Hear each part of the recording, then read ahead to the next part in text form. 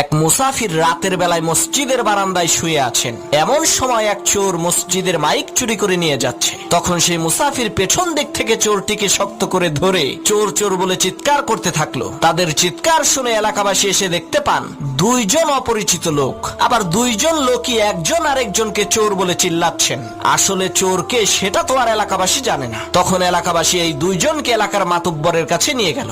মাতুব্বর বললেন, তোরা দুইজনেই চোর, তোদের শাস্তি হলো সকাল পর্যন্ত তোরা দুইজনে আত্মহত্যায় মারা যাওয়া এই লাশ পাহারা দিবি। আমরা কেউ এই লাশের কাছে থাকবো না। তাদের দুইজনকে লাশের পাশে বেঁধে রাখা হলো। তখন মুসাফির বলছে, আল্লাহ, শেষকালে তুমি আমারে চোর বানাই দিলা। আর সেই চোর বলছে, তুই আমারে ধরলি কেন বল? এই কারণেই তো তুই চোর হইলি। তখন সেই লাশ বলে উঠলো, পাইছি রে পাইছি, আসল চোর রে পাইছি।